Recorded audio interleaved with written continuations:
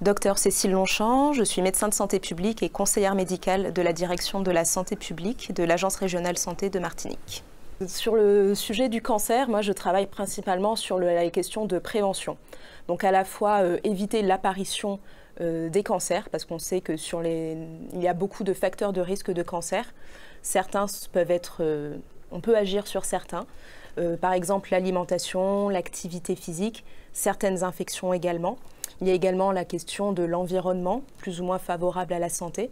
Donc on agit sur on a des programmes de prévention à l'échelle du territoire avec plusieurs acteurs impliqués, que ce soit les communes, les professionnels de santé, les associations. On cherche à co-construire ces solutions avec eux afin de vraiment adapter les réponses aux besoins du territoire.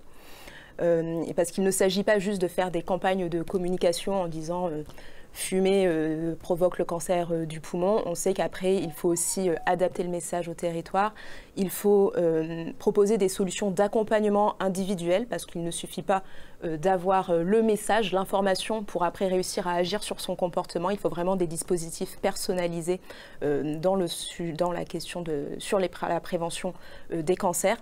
Sans compter que prévenir les cancers, c'est également prévenir d'autres maladies chroniques. On est sur des facteurs de risque communs à pas mal de pathologies, que ce soit l'alcool, le tabac, l'alimentation grasse. Ça augmente le risque également de maladies cardiovasculaires. Donc voilà, agir sur un ensemble de facteurs, c'est agir pour prévenir le cancer, mais également d'autres maladies.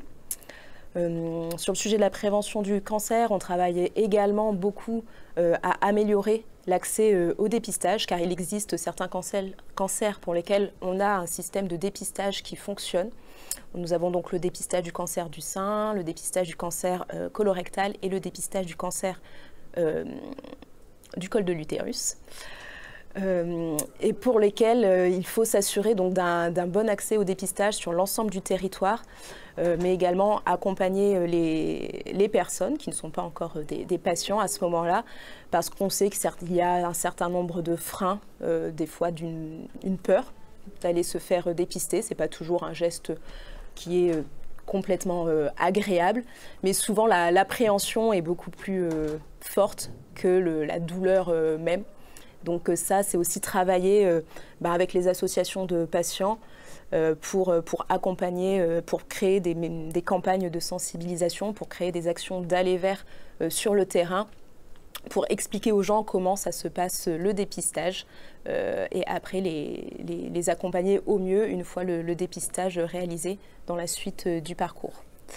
Nous avons également des actions sur tout ce qui va être les soins de support. Donc une fois qu'on est malade, comment prévenir les séquelles de la maladie, à la fois sur l'aspect physique de la personne, la santé mentale, parce qu'on sait que la santé mentale, c'est un impact également évidemment dans le processus de guérison. Et quelque chose d'important qu'il ne faut pas oublier, l'aspect social. Donc là encore, on travaille beaucoup avec les associations de patients ainsi qu'avec d'autres secteurs que celui de la santé. Et on travaille aussi sur le champ de l'éducation thérapeutique et notamment aider le patient à devenir maître de sa pathologie. Et pour cela, on travaille beaucoup avec les associations sur favoriser tout ce qui est patient partenaire, patient expert, pour avoir des programmes d'éducation thérapeutique qui répondent vraiment aux besoins des patients.